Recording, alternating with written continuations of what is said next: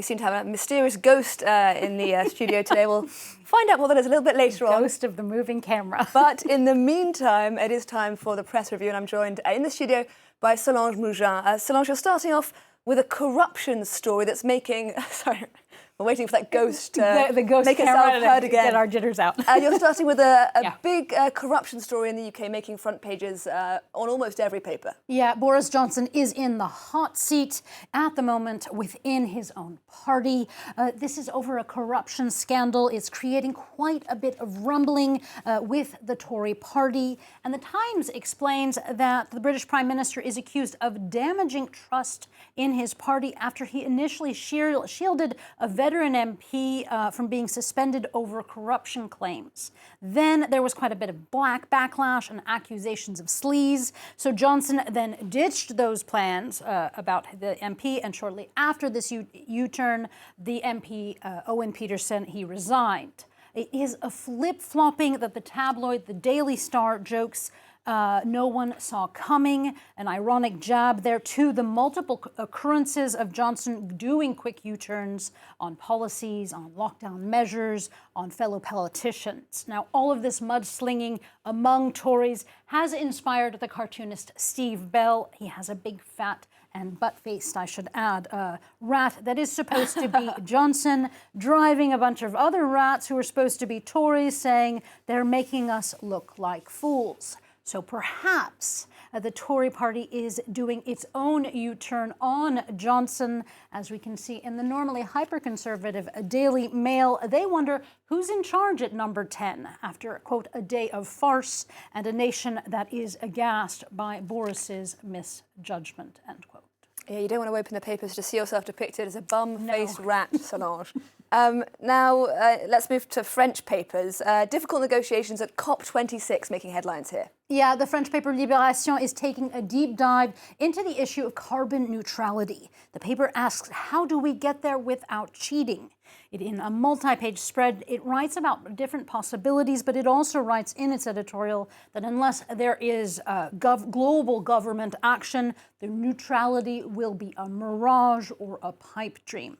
Meanwhile, Le Figaro, it is looking at the news that some 46 countries have signed onto initiatives to reduce and completely end the use of coal-fired power. But this is far from a quote-unquote yippee moment. The French paper notes that the world's major coal users and producers, including the US, Australia, and especially China, well, they did not sign on to the No More Coal pledge. OK, Solange, well, moving now to a murder trial in Georgia starting today. It's already raising a lot of questions about how juries are chosen in the US. Yeah, and namely whether US juries are racially biased. As the Atlanta Daily World tells us, a nearly all-white jury has been chosen in the Georgia murder trial of a black man, Ahmaud Arbery. As a reminder, what this trial is about, Arbery was jogging in 2020 when he was confronted by a group of white vigilante men. 3 white men are accused of murdering him, as well as being charged with hate crimes. Now, as for the jury, The Guardian tells us that the nearly all-white jury selection has come as a devastating shock to Arbery's family. They said even though they feel the jury will, quote-unquote, make the right decision and recognize that racism is thought to have been majorly at play here. Now, for the Washington Post, the whole selection process needs to be looked at. Lawyers are not allowed in the rule books, lawyers are not allowed to exclude jurors based on race, but that doesn't mean that the racial bias cannot be behind a lawyer's ability to strike a juror from the contenders list, which is exactly what happened in this case, where lawyers eliminated all of the black candidates except for one. Moving now to a COVID-19 story, increasing calls across the world for pregnant women to get vaccinated. Yeah, across the globe, this has been making headlines in the past weeks and months, and it continues to do so, as we see in the Australia Guardian. It says that a significant number of unvaccinated pregnant women are in the country's ICU with COVID and in deep trouble, including the need so this is underlining, the paper says, the need for pregnant women to get vaccinated, especially as Canada's CBC explains pregnant women are, we now know, a high-risk group where they have a greater chance of developing a severe case of the disease.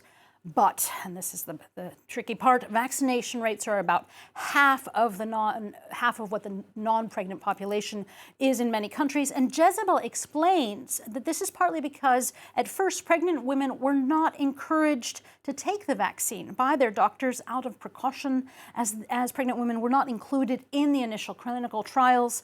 Jezebel notes that that choice or precaution, well, it has been fatal to some pregnant women as the COVID vaccine rollout, quote unquote, failed them, according to Jezebel, and continues to as many pregnant women remain fearful of getting vaccinated, despite even if the risk of getting COVID, a fatal form of COVID, remains much higher.